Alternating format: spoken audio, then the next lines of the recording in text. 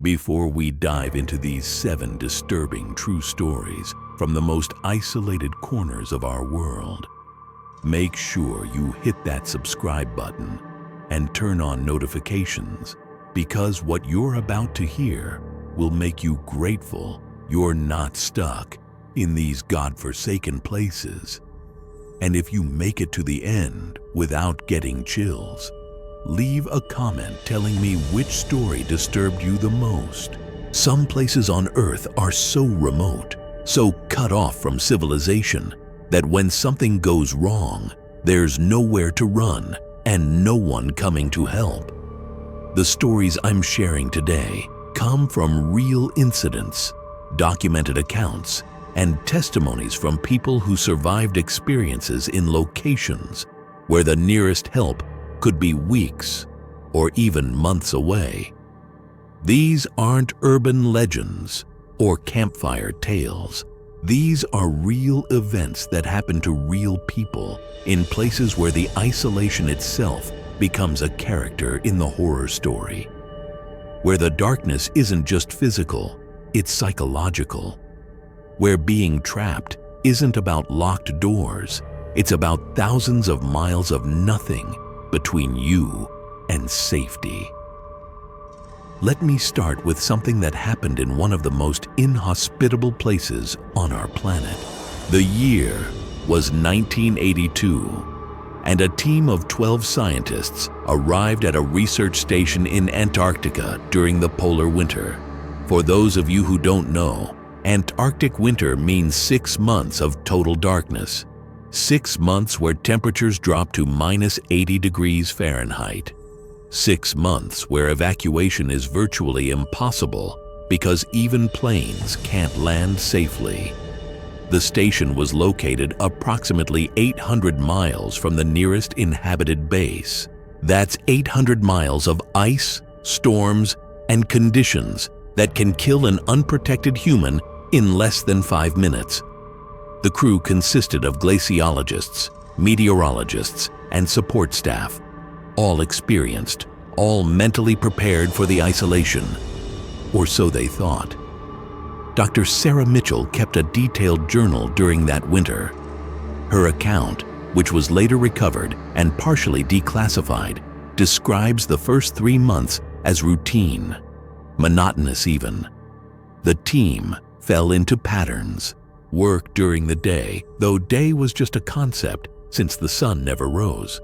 Meals together, movie nights, board games, everyone trying to maintain some semblance of normalcy.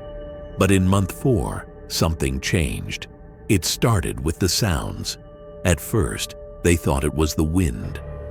Antarctica is known for winds that can reach 200 miles per hour, creating sounds that have driven isolated researchers to the brink of madness. But these sounds were different. They came from beneath the ice.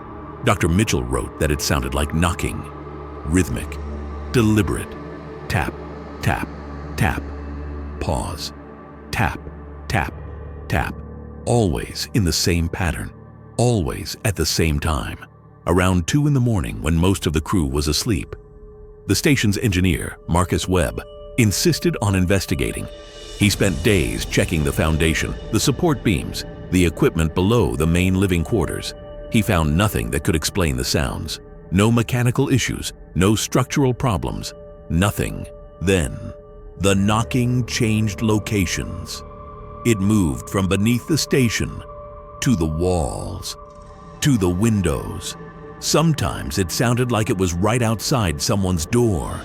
But when they looked through the peephole or opened the door, there was nothing but darkness and howling wind. The crew started sleeping less. Tensions rose. Small disagreements turned into shouting matches. Dr. Mitchell noted in her journal that it felt like something was deliberately trying to drive them apart, to isolate them from each other, even though they were already isolated from the rest of the world. 2 months before rescue was possible, one of the team members, a meteorologist named David Chen, started talking to someone who wasn't there. At first, the others thought he was just being quirky, dealing with the stress in his own way.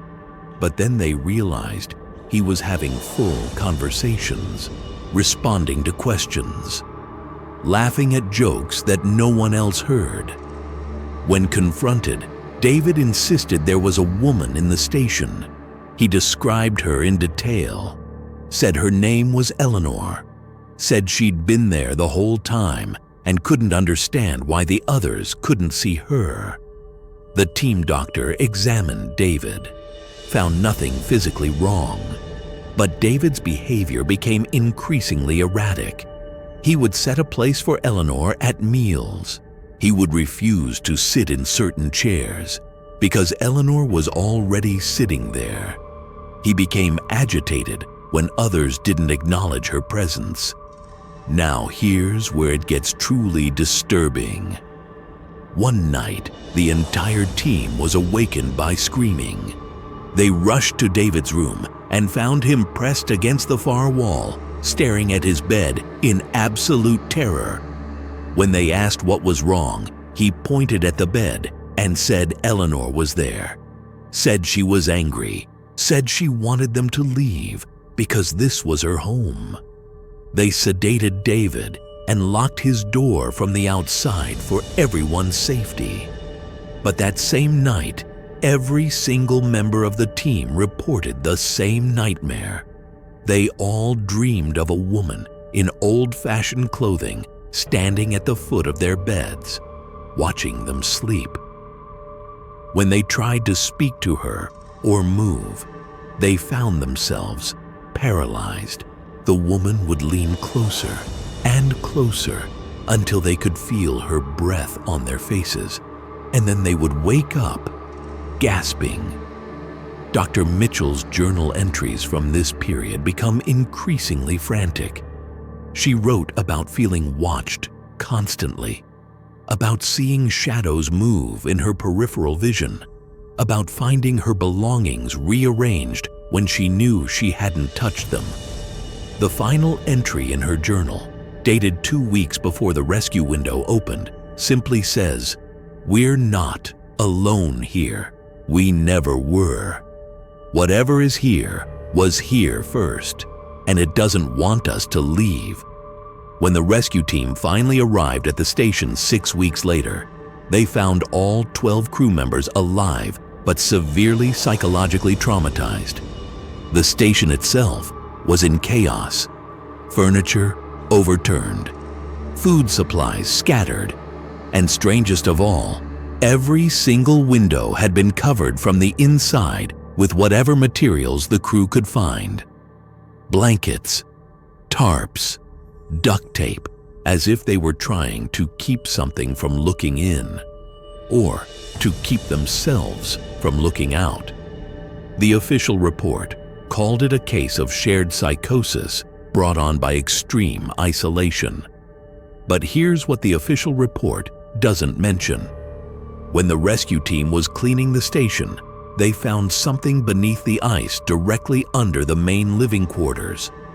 A wooden structure, old, preserved by the cold. Analysis suggested it was over 100 years old, a shelter built by early explorers. Records show that in 1894, a woman named Eleanor Hartwell was part of an expedition to that exact region. She and 3 others became separated from their main group during a storm. They built a shelter and waited for rescue.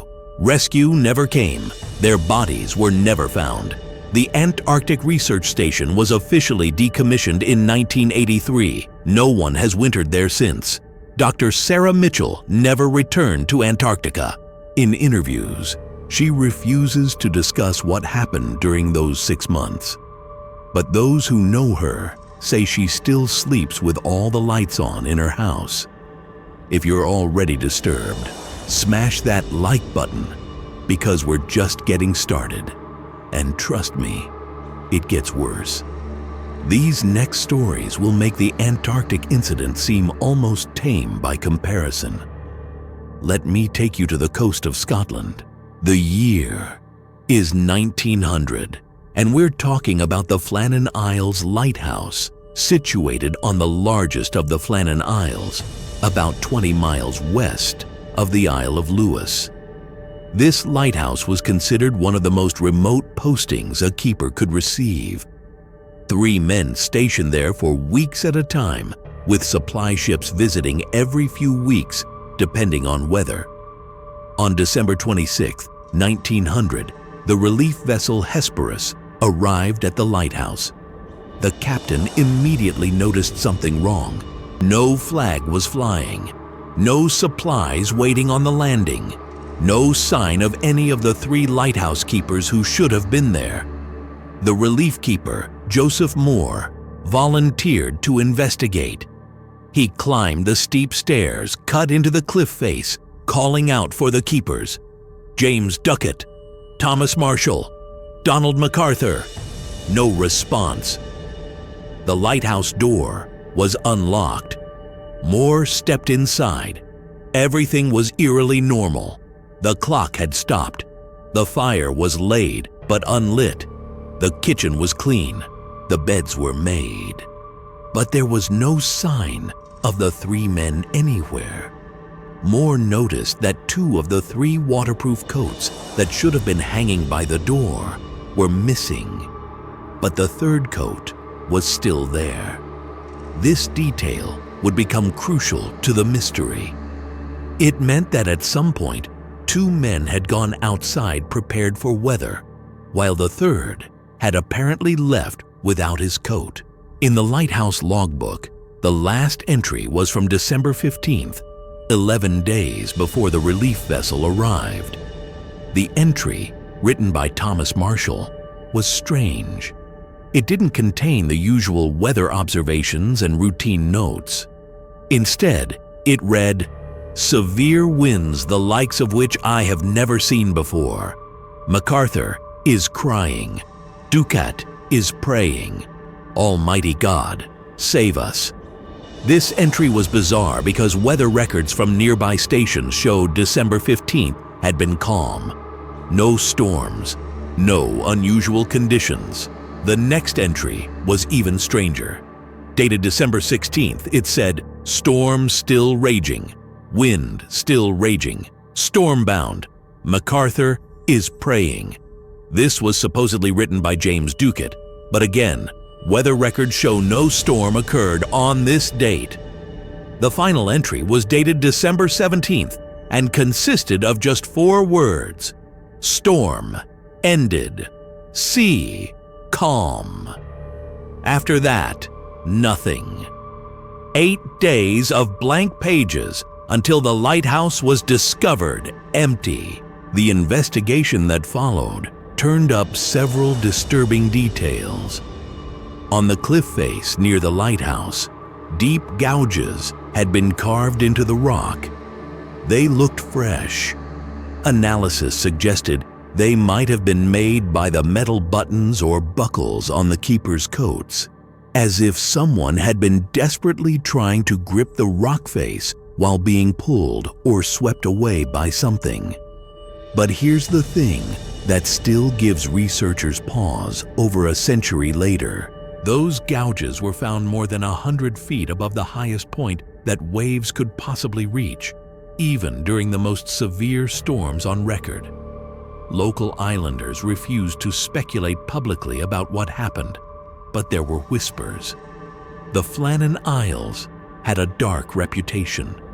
Stories going back centuries about strange lights seen above the islands, about boats that ventured too close and never returned, about sounds coming from the sea at night that didn't match any known animal. One elderly islander told investigators that the islands were cursed, that something lived in the waters around them, something that came onto land when it wanted to, something that the old people called the Gray Man of the Sea. According to legend, the Gray Man appeared during calm weather, always when the sea was still as glass. He would walk up from the shore and take people, sometimes just one, sometimes more, always leaving no trace except for claw marks on the rocks where his victims had tried to resist. The official conclusion was that the men had been swept into the sea by a freak wave. But this explanation never sat right with anyone who studied the case. How could a wave reach more than 100 feet up a cliff? Why would all three men be outside at the same time? Why would Thomas Marshall go out without his coat in December weather? And most importantly, what storm were they writing about in their log entries when weather records show clear skies? In 1971, a journalist named Wilfred Gibson wrote a poem about the incident called Flannan Isle. The final stanza reads, "We seem to stand for an endless while, though still no word was said, 3 men alive on Flannan Isle, who thought on 3 men dead." The lighthouse was automated in 1971. No one lives there anymore, but fishermen still report strange occurrences near the islands. Boats experiencing equipment failures, compasses spinning wildly, the feeling of being watched from the shore, even though the islands are uninhabited. And here's something that happened as recently as 2015. A documentary crew went to film the lighthouse for a special about unsolved maritime mysteries. They spent 3 days on the island. On the second night, their camera equipment recorded something. They had set up stationary cameras to capture time-lapse footage of the night sky. At 3:17 a.m., all 4 cameras simultaneously show the same thing: a figure appearing at the edge of the frame. Tall, human-shaped, but not quite right in its proportions, walking slowly up from the direction of the sea. The figure moves toward the lighthouse. The cameras track it for approximately 11 minutes. Then, as it reaches the base of the lighthouse, all 4 cameras simultaneously shut off. When they restart 3 hours later, there's no sign of the figure. The crew reported that when they reviewed the footage in the morning, they found wet footprints leading from the shore to the lighthouse door. Large footprints, definitely not made by any of the 5-person crew. They packed up and left that same day. The footage exists but has never been officially released. Those stills from it circulate online.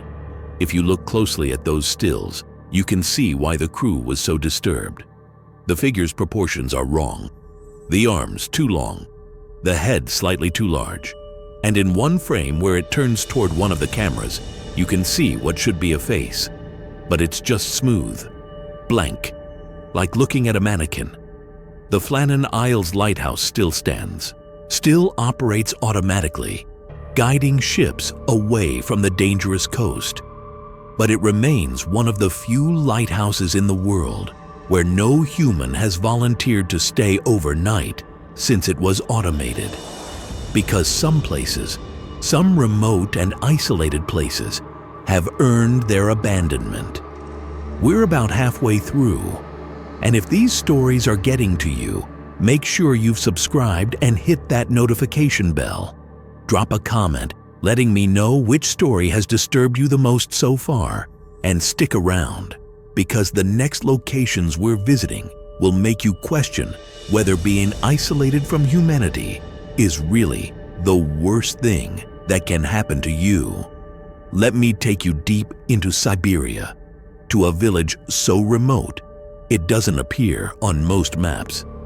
The village has a population that fluctuates between 40 and 60 people depending on the season. It's located approximately 300 miles from the nearest town, accessible only by helicopter in summer and occasionally by ice road in winter, though the ice road is unreliable and dangerous. The village exists primarily to support a small mining operation. The mine extracts rare earth minerals, and the workers live in the village for months at a time before rotating out. The conditions are brutal. Winter temperatures regularly drop below -50 degrees Fahrenheit. Summer brings clouds of mosquitoes so thick they can suffocate small animals. But the pay is good, and for many of the workers, it's their only option. In the winter of 2009, something happened in that village that the Russian government tried very hard to keep quiet. I only know about it because one of the survivors eventually spoke to a journalist who published the account in a small regional newspaper. The story was quickly suppressed, but copies exist if you know where to look. The village had 23 residents that winter, 17 mine workers and 6 support staff, including a cook, a medic, and a radio operator. They were scheduled for a supply drop in late February, but in early January, the radio operator sent an emergency transmission. The message was brief and didn't make much sense. It said, "The sound has started. Please send help. We can't make it stop." Weather prevented any response for 3 days. When a helicopter finally reached the village, the pilot found the settlement apparently deserted. Buildings intact, no signs of violence or struggle, but no people. The pilot landed and waited, calling out. Eventually, he was met by the medic, a woman named Irina Volkov. According to the pilot's report, Irina was in a state of extreme distress. She was crying, incoherent, and kept repeating that they had to leave immediately, that it wasn't safe, that the sound would drive them mad, like it had driven the others mad. The pilot managed to get Irina into the helicopter. As they were preparing to leave, 6 more people emerged from various buildings. They all appeared to be in similar states of psychological distress. They climbed aboard without speaking, and the pilot decided not to wait for the others. He took off with his 7 passengers. During the flight, none of the survivors would explain what had happened. They just sat in silence, staring at nothing. But Irina kept muttering about the sound, about how it came from beneath the ground, about how it started quiet, but grew louder and louder until you couldn't think, couldn't sleep, couldn't do anything but listen to it. When they reached the nearest hospital, all 7 survivors were examined. Apart from minor frostbite and malnutrition, they were physically healthy, but psychologically, they were shattered. They were kept under observation for weeks. During this time, a few details emerged. The sound had started about 2 weeks before the emergency transmission. At first, it was barely noticeable, a low hum that seemed to come from everywhere and nowhere. Some people heard it more clearly than others. Those who heard it most clearly were the first to crack. A miner named Dmitri had been the first to react violently. He had smashed the village's only radio, screaming that the sound was coming through it. When others tried to stop him, he attacked them. It took 4 men to restrain him. They locked him in one of the storage sheds. But that night, Dmitri somehow escaped.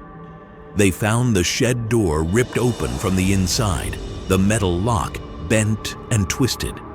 They searched for him, but found no trace. Just his footprints leading away from the village into the darkness. The footprints stopped about 100 yards out, in the middle of an open snowfield.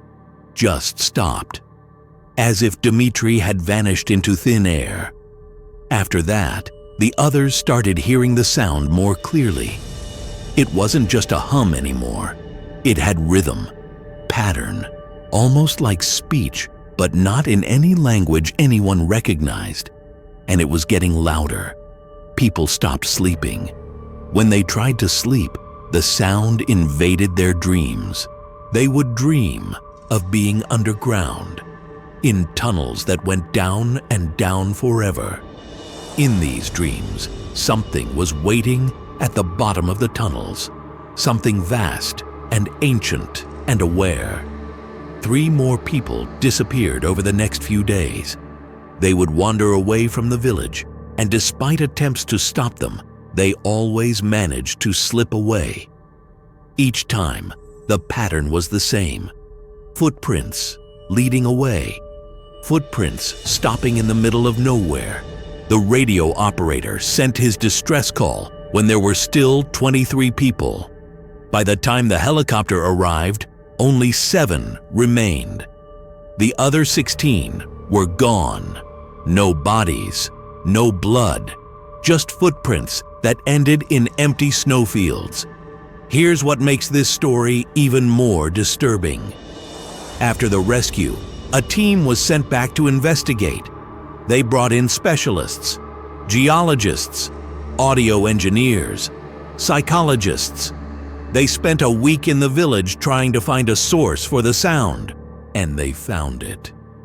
Deep beneath the village, the mining operation had broken through into a natural cave system, a massive network of tunnels and caverns that extended for miles in every direction. The investigation team descended into these caves. About 2 miles down, they found something. The official report says they found unusual rock formations that created acoustic anomalies. Vibrations from the mining equipment had somehow resonated through these formations, creating the sound that the villagers heard. The report says this was a rare but explainable phenomenon. But one of the team members, a geologist named Viktor Sokolov, told a different story before he died in a car accident 3 months later. He said they found structures in those caves, structures that were clearly not natural. Walls, archways, stairs carved into the rock, all of it ancient beyond measure.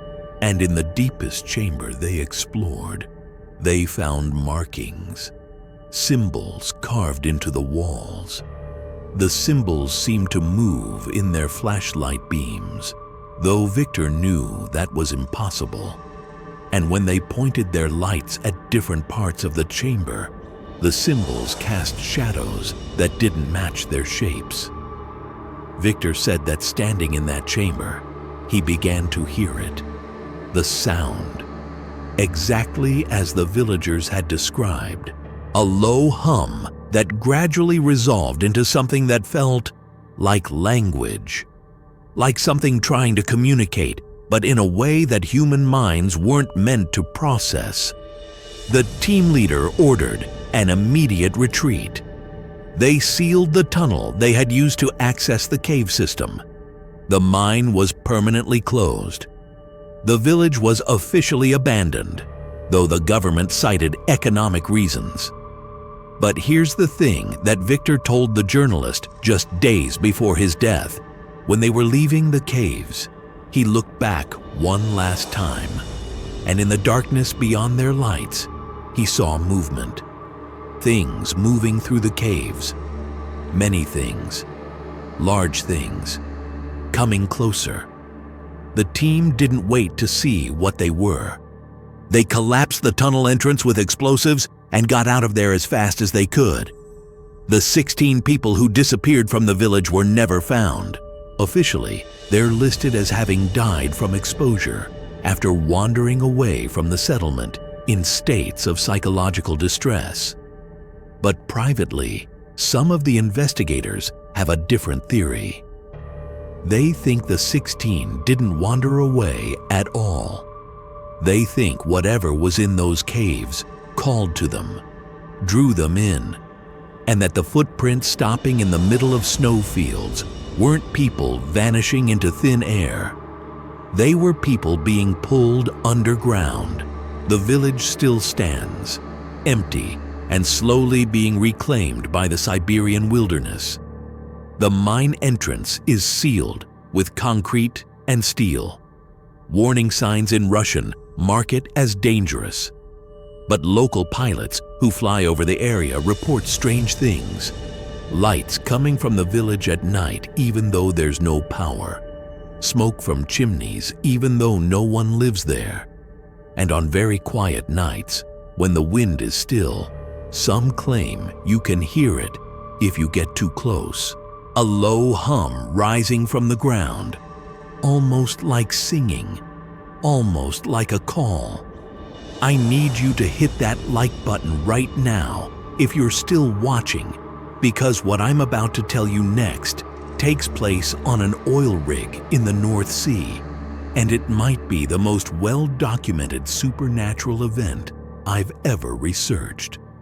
This one has witness statements, official incident reports, and even audio recordings. But you won't find it in any paranormal database because the oil company paid a lot of money to make sure it stayed buried. The North Sea is one of the most brutal environments on Earth. The rigs that operate there are marvels of engineering, designed to withstand waves over 100 feet high and winds that can flip a car. The men and women who work on these rigs spend weeks at a time in this hostile environment, cut off from the world except for radio and satellite communications. In November of 2003, a rig operated by a company I'll call North Atlantic Petroleum experienced what was officially classified as a mass hallucination event. The rig housed a crew of 67 people working in rotation. The incident began on November 11th and lasted for 6 days before the crew was evacuated. I've spoken to 3 people who were on that rig. None of them will allow me to use their real names. They all signed non-disclosure agreements, and breaking those agreements would mean financial ruin. But enough time has passed that they're willing to talk if their identities are protected. The first person I'll call John was a roughneck, one of the workers who handled the dangerous physical labor on the rig. He told me that the first sign something was wrong came during the night shift on November 11th.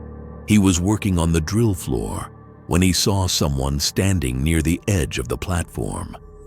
This wasn't unusual. People moved around the rig all the time. But something about this figure made John pause. The figure was just standing there, motionless, staring out at the ocean. It was wearing what looked like old-fashioned diving equipment, the kind they used in the early 20th century. Heavy canvas suit, brass helmet.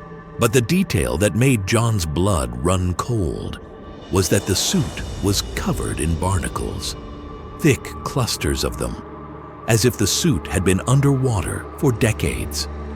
John called out. The figure didn't respond. He started walking toward it, and as he got closer, he could see water dripping from the suit, puddles forming on the deck. He reached out to tap the figure on the shoulder. His hand passed right through it. John stumbled backward. The figure slowly turned to face him. Through the brass helmet's faceplate, John could see a face. But it was wrong. Bloated. Pale. The eyes were gone, replaced by empty sockets. The mouth was open in a silent scream. Then the figure vanished, just disappeared like it had never been there. But the puddles of water remained on the deck. John reported what he'd seen to his supervisor. The supervisor was skeptical, but agreed to review the security camera footage from that section of the rig. The footage showed John on the deck alone, no figure, no one in a diving suit. But it did show the puddles of water appearing on the deck, water forming out of nowhere, dripping down as if from an invisible source. That same night, 3 other crew members reported seeing the same figure in different parts of the rig. Always near the edge, always staring out at the sea, always vanishing when approached. The rig manager held a meeting. He tried to calm everyone down, suggested it was stress, fatigue, the isolation playing tricks on their minds. He ordered the crew to carry on with their work. But that night, Things escalated. Around 2 in the morning, the rig's PA system came to life. A voice crackled through the speakers. It was speaking in a language no one recognized. Old, guttural. The words seemed to bypass the ears and go straight into the brain, filling everyone who heard it with an overwhelming sense of dread. The communications officer, who I'll call Sarah, tried to shut down the PA system, but the controls didn't respond. The voice continued for nearly 20 minutes, sometimes rising to a scream, sometimes dropping to a whisper. When it finally stopped, Sarah checked the audio logs. According to the logs, the PA system hadn't been activated. There should have been no broadcast, but the voice had come through the speakers. Everyone on the rig had heard it. The next day, 2 crew members refused to leave their quarters. They had barricaded themselves in and were convinced that something was hunting them. When the rig manager finally forced the door open, he found both men cowering in the corner. They were staring at the wall and screaming about faces. About drowned faces pressed against the porthole window. But their room was on an interior wall. There was no porthole, no window of any kind. The rig manager finally put out a distress call. He requested immediate evacuation for psychological reasons, but a storm was moving in. The weather windows for helicopter evacuation were closing. They would have to wait 3 days minimum. Those 3 days turned into a waking nightmare. The figure in the diving suit appeared more frequently. Sometimes there were multiple figures. They would materialize on different decks, always dripping water, always staring. The crew started finding things, objects that shouldn't be there. An old diving helmet corroded by decades of salt water appeared in the mess hall.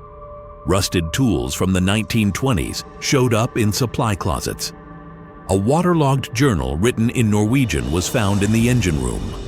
The journal was dated 1931. It belonged to a diver named Eric Larson, who had worked on one of the early oil exploration vessels in the North Sea. The entries described a disaster, a diving bell that had malfunctioned, 4 men trapped at depth. Eric had been one of them. The final entry, barely legible, described the moment the oxygen ran out, described the panic, the darkness, the cold, the pressure. And then it described something else, something Eric saw in those final moments, something that lived in the deep water, something ancient, something that collected the drowned. The crew started experiencing shared nightmares. Multiple people would wake up at the same time, all describing the same dream. In the dream, they were underwater, sinking. They could see the surface far above them, getting farther away. And below them, in the darkness, they could see lights. Not natural lights. Eyes. Hundreds of them. Thousands. All watching them descend. By day 6, the crew was on the verge of complete breakdown. People were seeing things in every shadow, hearing voices in every mechanical sound. The storm had passed, and evacuation helicopters were on their way. But there was one final incident. A worker named Thomas was on the lower deck securing equipment when he slipped and fell into the water. The North Sea in November is cold enough to kill in minutes. The crew threw him a life ring, but Thomas didn't grab it. He was floating face down, not moving. A rescue diver went in. He reached Thomas and turned him over. Thomas's eyes were open, but they weren't seeing. His skin was already pale and cold. The diver tried to revive him, but it was too late. Thomas was dead. But here's what the diver told investigators later. As he was pulling Thomas's body toward the ladder, he looked down into the water, and he saw them. Dozens of figures in old diving suits standing on the sea floor over 200 feet below. They were all looking up, all reaching toward the surface, and in the middle of them, he saw Thomas, still alive, still struggling. The body he was pulling toward the surface was wrong somehow, empty. The diver panicked and let go of the body. It immediately sank. Didn't float like a body should, just dropped straight down like it was being pulled. The diver scrambled back onto the rig and refused to explain what he'd seen. He quit the oil industry the next day and never worked offshore again. The evacuation happened 6 hours later. The entire crew was removed from the rig. They were all examined by doctors. No physical problems were found, but the psychological evaluations were concerning. Nearly everyone showed signs of severe trauma.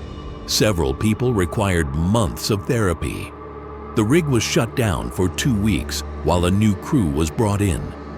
The new crew reported no unusual incidents. Work resumed normally. But here's the interesting part. The oil company quietly changed the rotation schedule. Instead of 4 weeks on, 2 weeks off, they made it 2 weeks on, 2 weeks off. And they instituted a policy that no one could work on that specific rig for more than 6 consecutive rotations. When I asked John why he thought that was, he said it was because the company knew. They knew that the longer you stayed on that rig, the more likely you were to see them. The drowned ones, the ones who died in the North Sea over the past century, the ones who never left.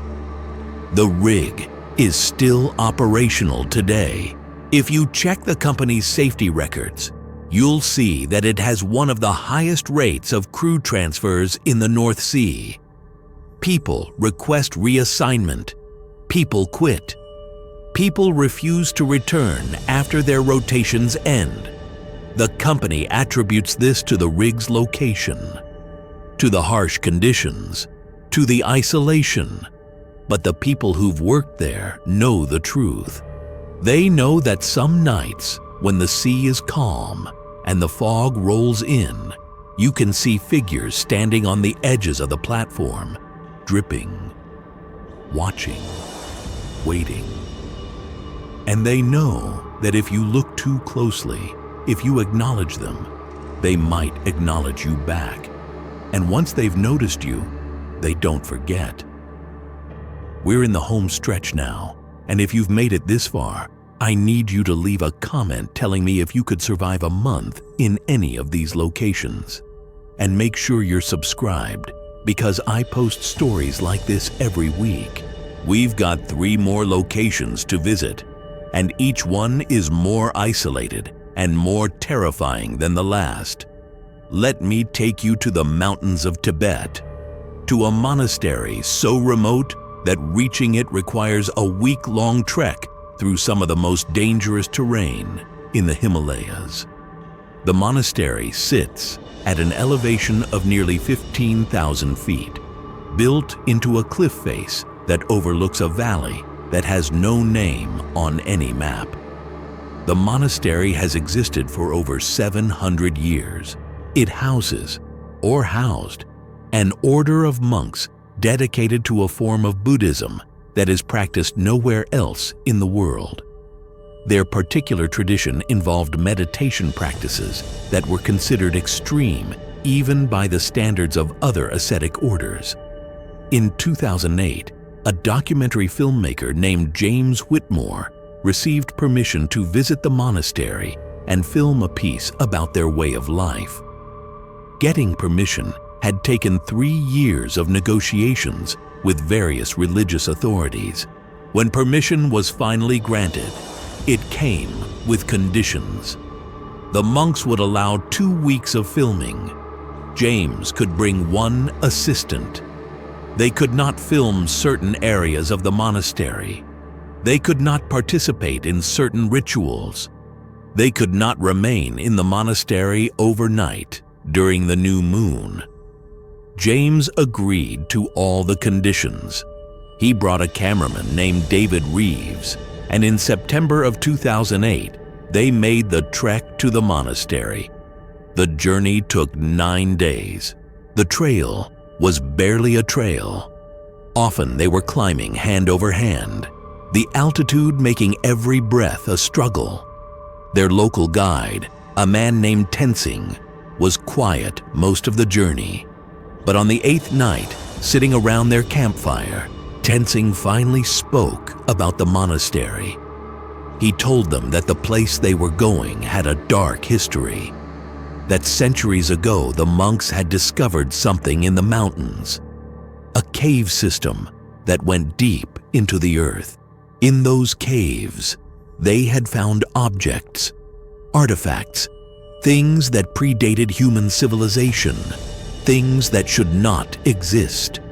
The monks had studied these artifacts, had tried to understand them, and in doing so, they had learned things that men were not meant to know. They had learned how to open doors that should stay closed, how to see things that exist in the spaces between spaces, how to communicate with entities that have no physical form. Tensing said that the monastery's meditation practices weren't about achieving enlightenment in the traditional sense. They were about developing the mental discipline necessary to survive contact with these entities, about building walls in the mind strong enough to keep out the things that wanted to get in. James assumed Tensing was just trying to scare them, telling the kind of stories guides tell to make their clients feel like they're embarking on a real adventure. He thanked Tensing for the story and went to sleep. The next day, they reached the monastery. The structure was incredible, carved directly into the cliff face with wooden balconies jutting out over a drop of over 1,000 feet. Prayer flags fluttered in the constant wind. The monks who greeted them were friendly but reserved. They showed James and David to their quarters and explained the rules one more time. The filming went well for the first week. James got beautiful footage of the monks' daily routines, their prayers, their meals, their meditation sessions. The monks moved with a precision and grace that suggested decades of practice. They spoke rarely, and when they did, it was always measured and careful. But James noticed things, small things that bothered him. The way the monks always moved in pairs, never alone. The way certain doors in the monastery were sealed shut with elaborate locks and chains. The way everyone stopped what they were doing at certain times of day and stood perfectly still, as if listening for something. On the 9th day, James asked the abbot if they could film in the forbidden areas. The abbot refused. James pressed, arguing that they had come all this way, that the documentary would be incomplete without showing the monastery's sacred spaces. The abbot finally agreed to show them one room, just one, but they could not film it. They could only look. He led them deep into the monastery, through passages that twisted and turned. They went downstairs carved into the rock. The temperature dropped. The air became stale and difficult to breathe. Finally, the abbot stopped at a door. It was made of ancient wood, reinforced with iron bands. A dozen locks secured it. The abbot produced a ring of keys and began unlocking the door.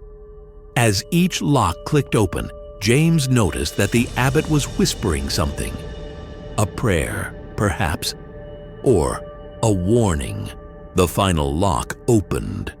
The abbot pushed the door. It swung inward with a groan.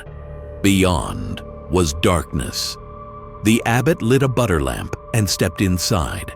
James and David followed. The room was circular. The walls were covered in paintings. But these weren't the beautiful Buddhist murals James had seen elsewhere in the monastery. These paintings were disturbing. They showed figures that were almost human, but wrong. Bodies with too many limbs. Faces with too many eyes. Creatures that seemed to exist in multiple dimensions simultaneously, their forms overlapping and contradicting themselves. In the center of the room was a well.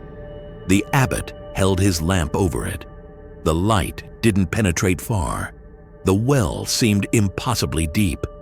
The abbot spoke. He said that 700 years ago, the founder of the monastery had found this well. He had descended into it seeking enlightenment. He had gone down for 3 days. When he returned, he was changed. He had seen things below. He had spoken with things below, and he had made a bargain. The monastery would guard the well, would keep it sealed, would perform rituals to strengthen the seal. In exchange, the things below would share knowledge, would teach the monks how to perceive the true nature of reality, how to see the world as it actually is, not as human senses interpret it. But the bargain came with a cost. Every generation, one monk had to descend into the well, had to go down and renew the bargain, had to look upon the things below and survive the experience. Most did survive, some did not. Those who didn't were never seen again. James asked when the last descent had been. The abbot said it had been 32 years ago. It was time for another descent. That's why they had finally allowed outsiders to visit. They wanted someone to document what happened if the descent failed. They wanted the world to know about the well before it was too late. James asked what would happen if the bargain wasn't renewed. The abbot pointed to the paintings on the walls. He said the images weren't imaginative art. They were portraits, portraits of what lived below. If the seal broke, if the bargain ended, those things would be free to emerge. And the human mind, unprepared and undisciplined, would shatter upon seeing them. The abbot said the descent would happen in 3 days, during the new moon. He asked if James wanted to film it. Against his better judgment, James agreed. Those 3 days were the longest of James's life. The atmosphere in the monastery changed. The monks became more solemn, more focused. They increased their meditation sessions. They chanted prayers that James had never heard before, in a language that sounded like no human tongue. The monk who would make the descent was young, maybe 30 years old. His name was Ngawang. He had been preparing for this his entire life. He showed no fear, but James could see the other monks watching Ngawang with something that might have been pity. On the night of the new moon, they gathered in the well room. James had been given permission to film, but only from a distance. He set up his camera on a tripod near the door. David operated a second camera with a night vision setting. Ngawang stripped to a simple robe. The monks tied a rope around his waist. The rope was ancient, braided from human hair. Generations of monks had contributed their hair to its making. The rope was over 2,000 feet long. Ngawang sat at the edge of the well. He closed his eyes and began to meditate. The other monks chanted. The sound filled the chamber, resonating off the stone walls until it felt like the earth itself was humming. After an hour, Ngawang opened his eyes. He looked at the abbot. The abbot nodded. Ngawang turned and lowered himself into the well. The rope began to play out, slowly at first, then faster. The monks feeding the rope into the darkness kept count. After 200 feet, they called out. 400 feet, 600 feet. The rope kept going. At 1,000 feet, something changed. The rope stopped moving. The monks pulling it felt resistance. They called down to Ngawang. No response. They pulled harder. The rope didn't budge. Then they heard something, a sound coming up from the well. It started as a whisper, then grew louder. It was Ngawang's voice, but he was speaking in that strange language from the prayers, speaking rapidly, desperately. The abbot's face went pale. He ordered the monks to pull Ngawang up immediately. They pulled. The rope fought them. It felt like something below was pulling back, a tug of war with something impossibly strong. For 20 minutes, they struggled. James kept filming, though his hands were shaking. Through his camera, he could see the rope. It was moving strangely, undulating, as if something was crawling up it. Finally, the rope went slack. They pulled it up easily now, too easily. When Ngawang's body emerged from the well, the monks gasped. David dropped his camera. Ngawang was alive. His eyes were open, but he had changed. His skin had taken on a gray pallor. His eyes, once dark brown, were now completely black. No whites, no iris, just black from edge to edge. And he was speaking, still in that alien language, his jaw working in ways that jaws shouldn't move. The words poured out of him in a stream of sounds that made James's ears hurt. The monks grabbed Ngawang and dragged him away from the well. They were shouting prayers. The abbot grabbed a ceremonial knife and cut the rope. The severed end fell back into the well. And from the depths came a sound, a scream, or a laugh. Something that was neither and both. The abbot slammed the door shut. The monks worked frantically to secure the locks. As the last lock clicked into place, something hit the door from the other side. The wood shuddered. Dust fell from the ceiling. Whatever was on the other side hit the door again and again. The monks didn't wait to see if the door would hold. They grabbed James and David and ran. They fled through the passages, up the stairs, back to the main monastery. Behind them, the sounds of impact continued, rhythmic, relentless. They reached the main hall. The abbot ordered everyone to begin the meditation rituals, all of them, simultaneously. They had to strengthen the seal, had to push back whatever was trying to break through. James and David were told to leave. Immediately, Tenzing was summoned. He arrived within an hour, somehow having known he would be needed. He led James and David out of the monastery. As they fled down the mountain trail, James looked back once. The monastery was lit up. Every window, every balcony, and he could hear the chanting, could hear it echo across the valley, even though they were already a mile away. They made the trek back in 6 days instead of 9. Pushed by fear, Tenzing told them that the monastery had sent word. Ngawang was still alive, but had not spoken a word since being pulled from the well. His eyes remained black. He would not eat, would not sleep, just sat in his cell, staring at nothing.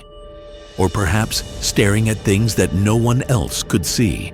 James's documentary was never completed. The footage he shot was confiscated by Tibetan authorities.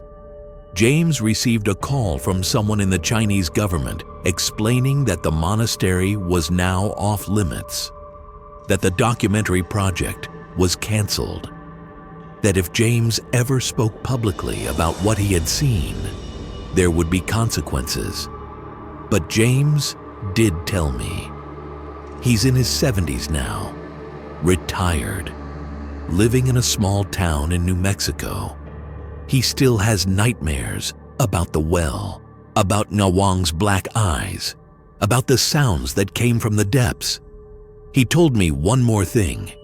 3 years after his visit, the monastery went silent.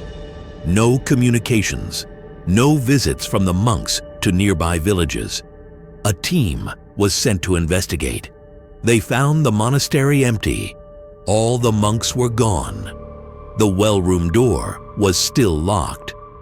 But every other door in the monastery was open, and in the main hall, they found a message written on the floor in Tibetan script.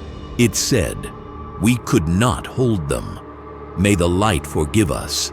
They are rising." The monastery remains abandoned. The Chinese government has declared the entire area a restricted zone.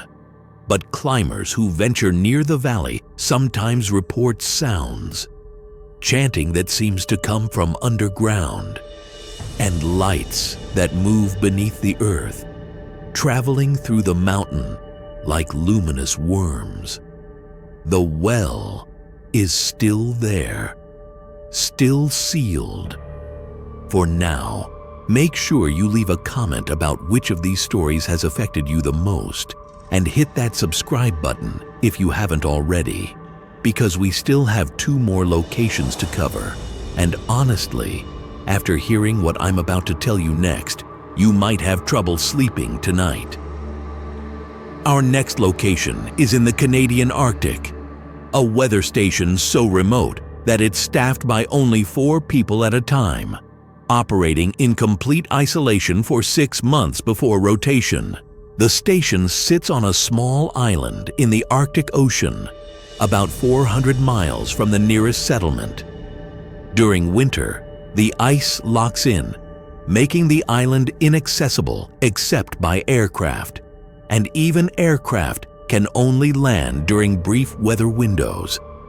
The events I'm about to describe took place during the winter rotation of 2011 to 2012. I know about them because one of the 4 staff members, a meteorologist named Dr. Catherine Winters, kept detailed audio logs. These logs were recovered after the incident, and while the official investigation classified them as the result of a shared psychotic episode brought on by isolation and polar night, anyone who listens to them with an open mind will hear something different.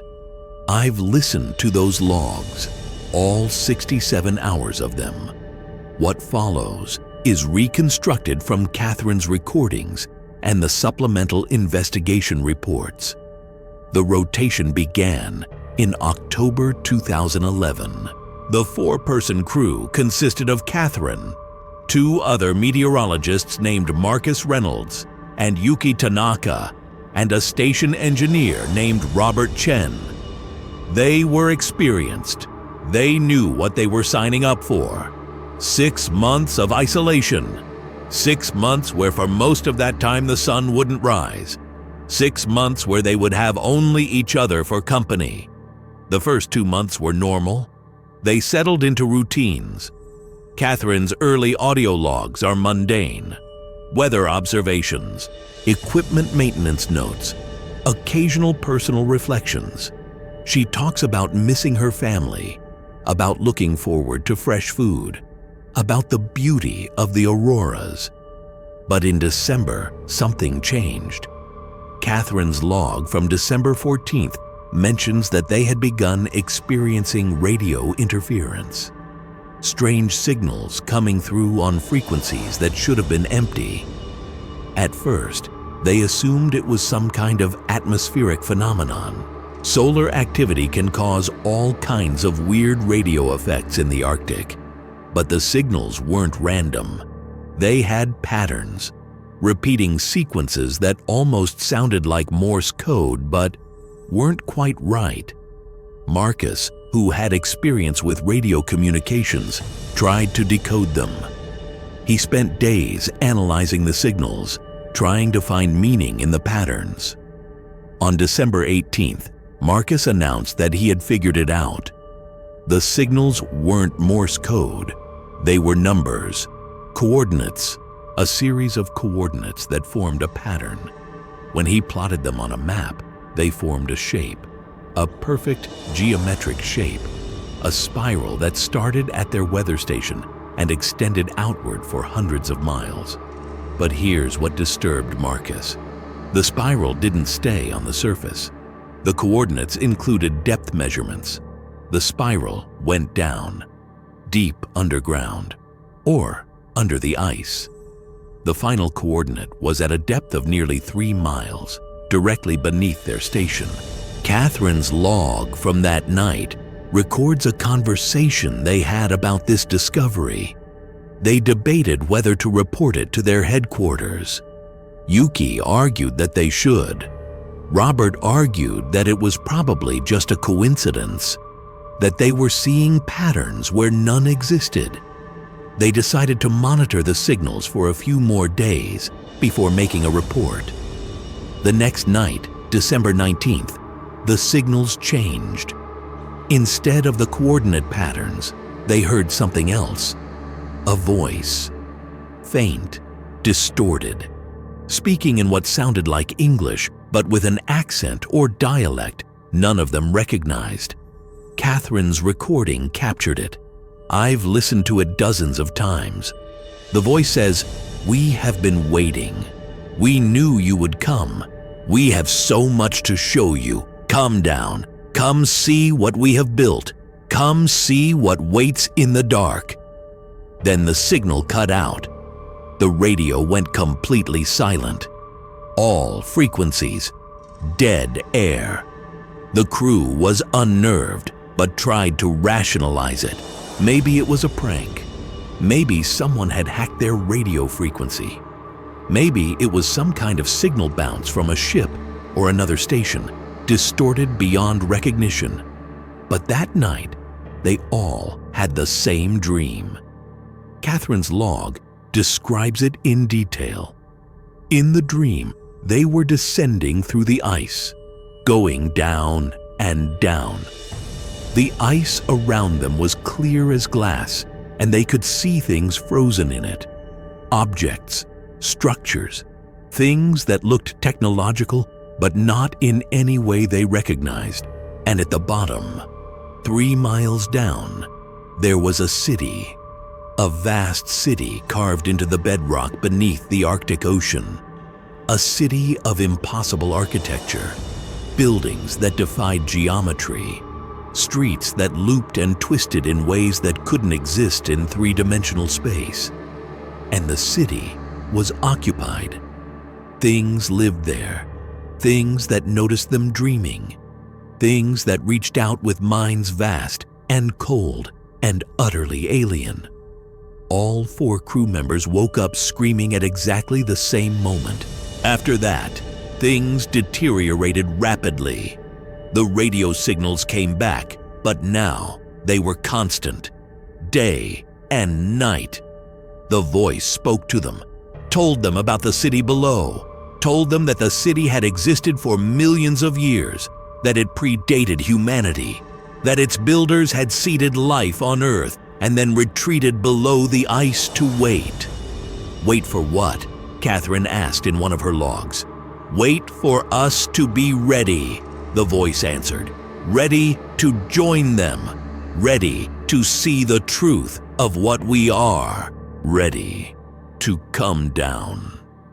Robert began to crack first. He became obsessed with the idea that they needed to dig, that they needed to go down and see the city for themselves. He started sabotaging the station's equipment, arguing that if they made it impossible for the relief crew to land, they would have more time to dig, more time to find the city. Yuki and Catherine managed to restrain Robert. They locked him in his quarters, but that night they found the door open and Robert gone. They searched the entire station. He wasn't there. They checked the outside monitors. The cameras showed footprints leading away from the station, heading out onto the ice. They suited up and went after him. The Arctic in December is lethal. The temperature was -40 degrees. The wind was howling. But they followed Robert's tracks. The tracks led about half a mile from the station to a place where the ice had cracked. Robert's footprints led right up to the crack and stopped, as if he had walked into the crack. But the crack was barely 2 feet wide, too narrow for a person to fall through. Yet Robert was gone. They called down into the crack. No response. They shone their flashlights down. The crack seemed to go down forever. And deep below, impossibly deep, they saw lights, blue lights, moving. They ran back to the station. Catherine made an emergency call to headquarters, reported Robert missing, reported that they were experiencing psychological difficulties, requested immediate evacuation. Headquarters said they would send a plane as soon as weather permitted, but a storm was coming. It would be at least a week before they could attempt a rescue. That week was hell. Catherine's audio logs become increasingly fragmented, increasingly panicked. She describes hearing sounds beneath the station, scratching, tapping, as if something was trying to dig up from below. Marcus insisted he could still hear the voice on the radio, but when Catherine listened, she heard nothing but static. Marcus would have full conversations with the empty static, would nod and respond to questions that Catherine couldn't hear. One night, Catherine woke to find Marcus standing over her bed, just standing there in the darkness. When she turned on the light, he didn't react. His eyes were open, but unfocused. She asked what he was doing. He said he was listening, that the city was calling, that it was time to answer. Catherine sedated Marcus. She and Yuki discussed abandoning the station, just taking their survival gear and walking toward the nearest settlement 400 miles away. It would be suicide, but staying felt like suicide too. Before they could decide, Yuki started experiencing symptoms. She said her teeth hurt. When Catherine examined her, she found that Yuki's teeth had turned black, all of them, overnight. As if they had been replaced with something else, Yuki became convinced that her teeth were transmitters, that the city was using them to send signals into her brain. She tried to pull them out. Catherine had to restrain her. By the time the rescue plane finally arrived, Catherine was the only one still marginally functional. Marcus was catatonic. Yuki was violent, had to be sedated. Robert was never found. The investigation that followed tried to blame it on carbon monoxide poisoning, on contaminated food, on cabin fever.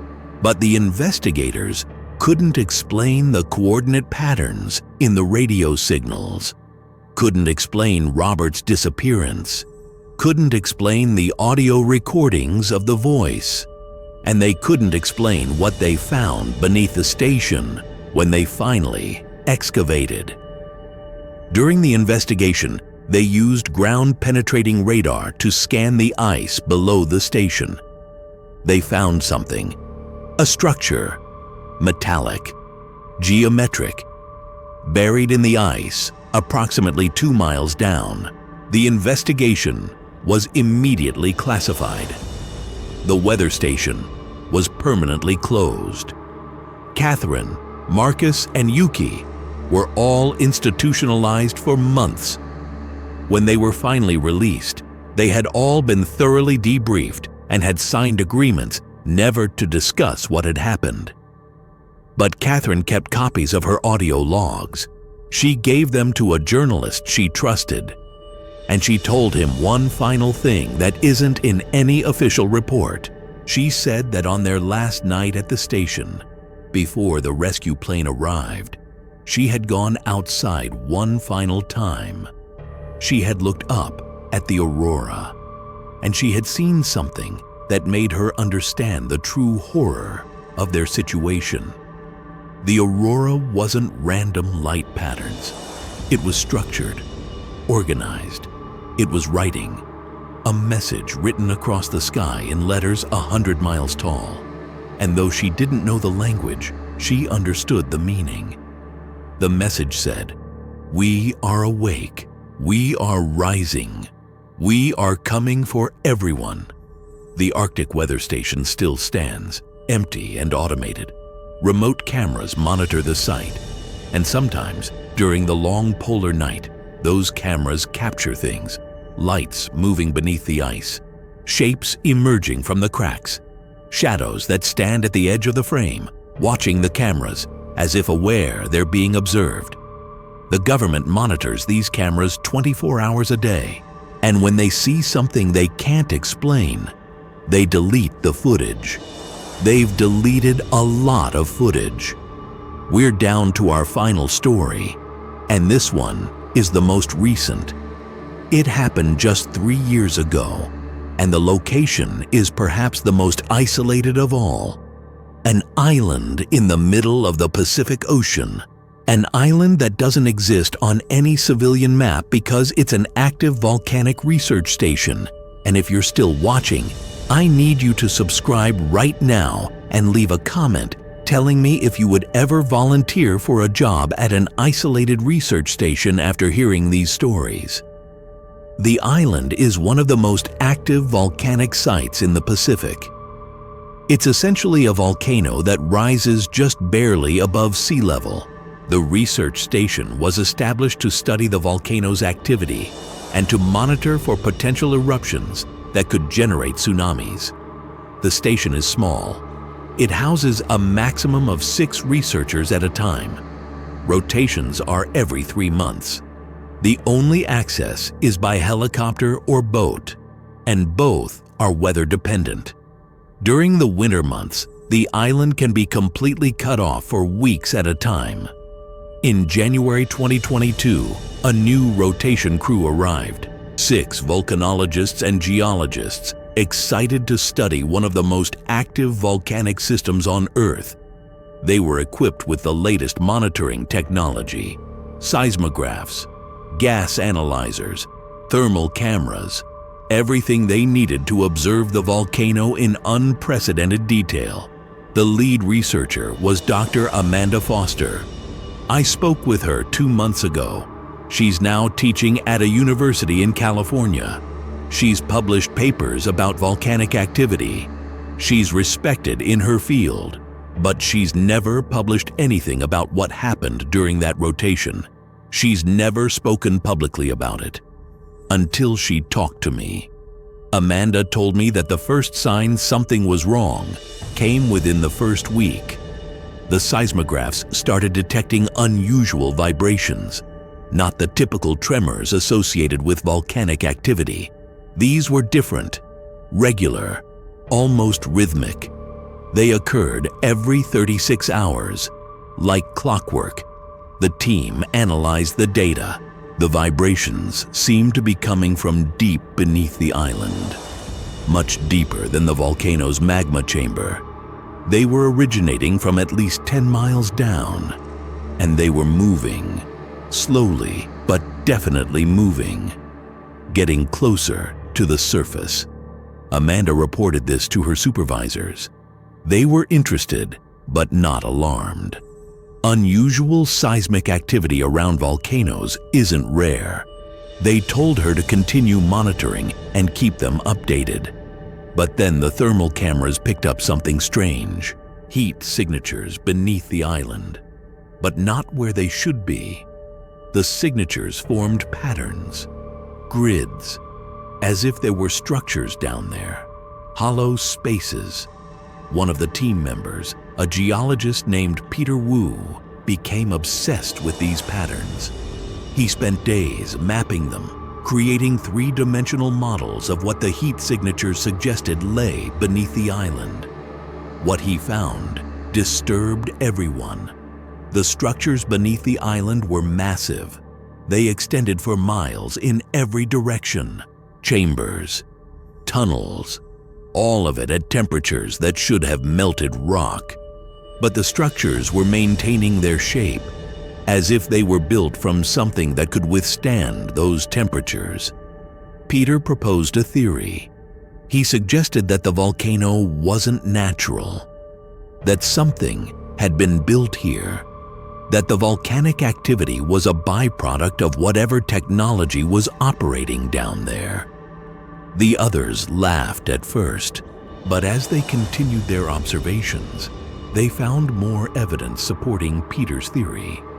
The lava flows had unusual chemical compositions, elements that shouldn't exist in natural volcanic rock, isotopes that suggested artificial origin.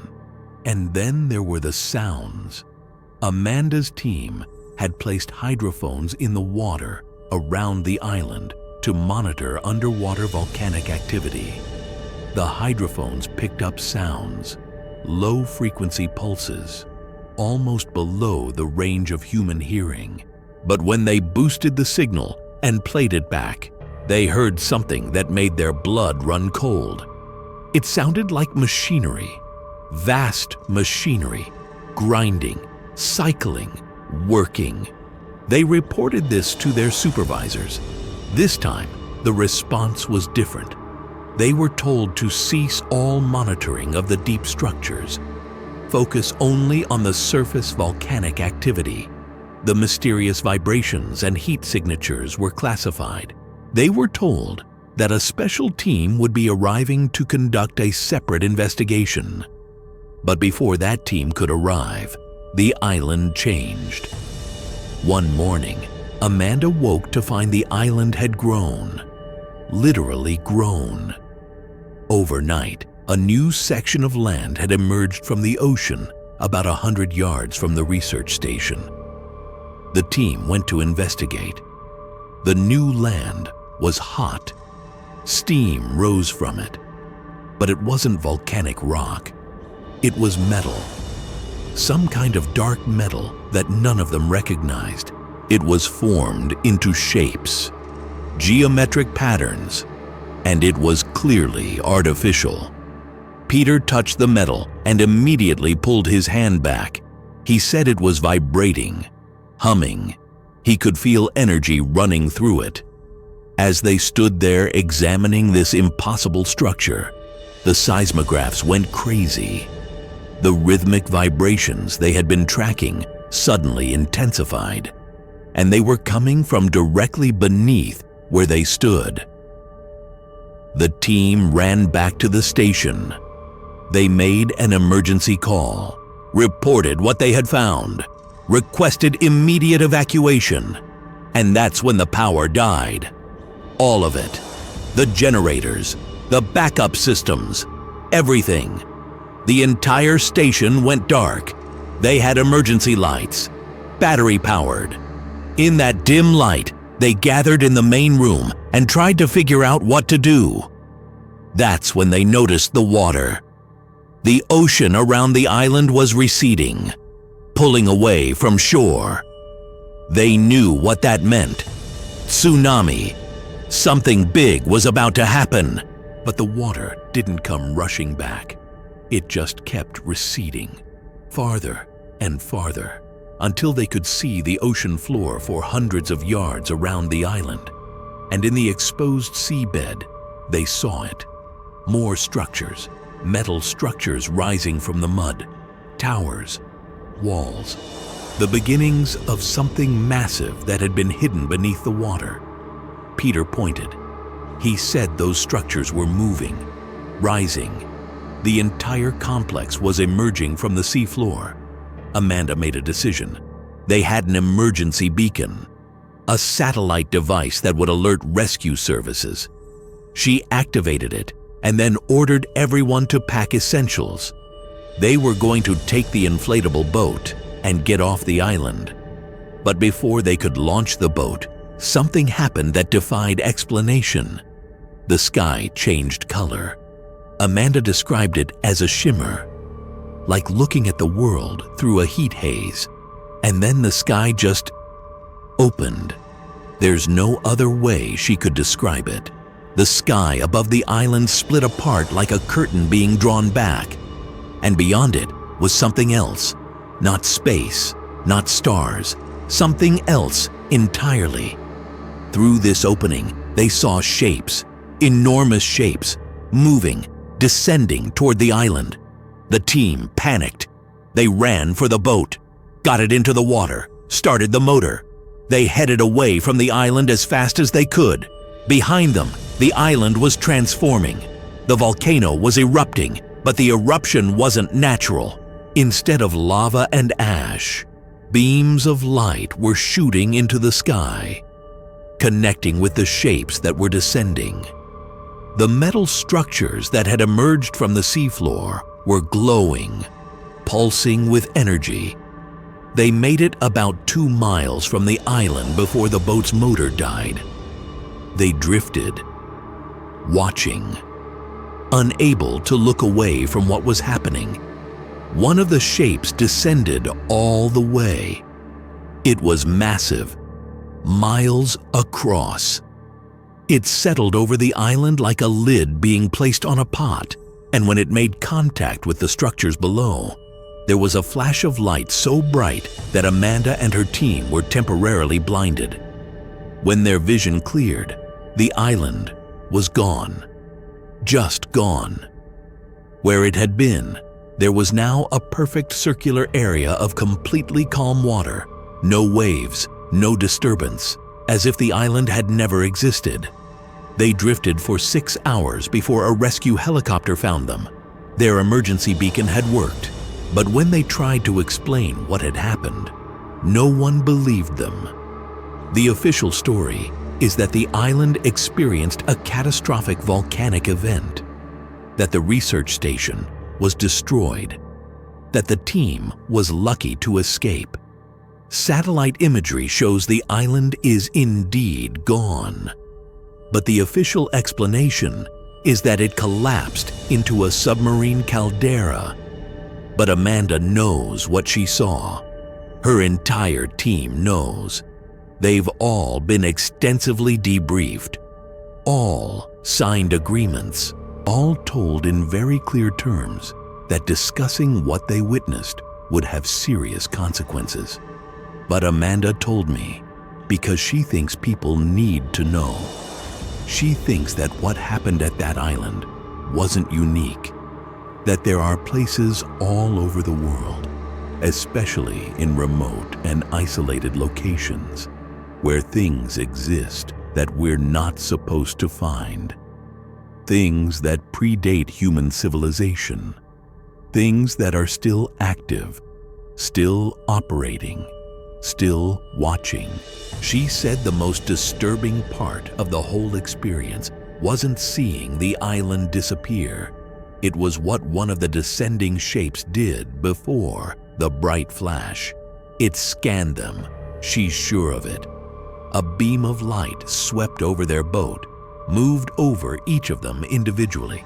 She felt it when it touched her, felt it reading her, recording her, cataloging her, and she knows that somewhere, in whatever system those things operate, there's a record of her, of all of them.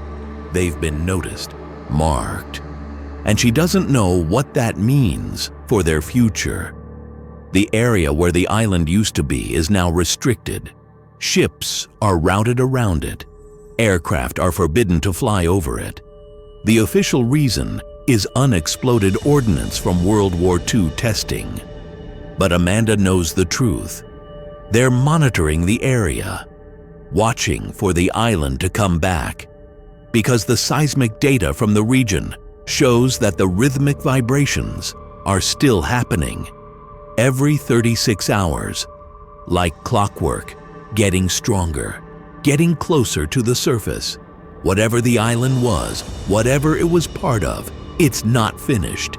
It's just resting, waiting, and one day it will rise again, So there you have it, 7 true stories from the most remote and isolated places on Earth. Places where people rarely leave, sometimes because they can't, sometimes because they won't, and sometimes because they're not allowed to. If you made it through all 7 stories, leave a comment telling me which one disturbed you the most. And if you haven't subscribed yet, do it now, because I post videos like this every single week. Hit that notification bell so you never miss a story. And remember, the next time you think about taking a job in a remote location or visiting an isolated place, ask yourself this question: what might be waiting there that doesn't want to be found? What secrets might be hidden in the places we've abandoned or can't reach? What things might live in the dark spaces of our world, watching and waiting for someone to stumble into their domain? The world is bigger than we think, and much stranger, and much more terrifying, especially in the places where no one goes, especially in the places where people rarely leave. Sleep well, if you can.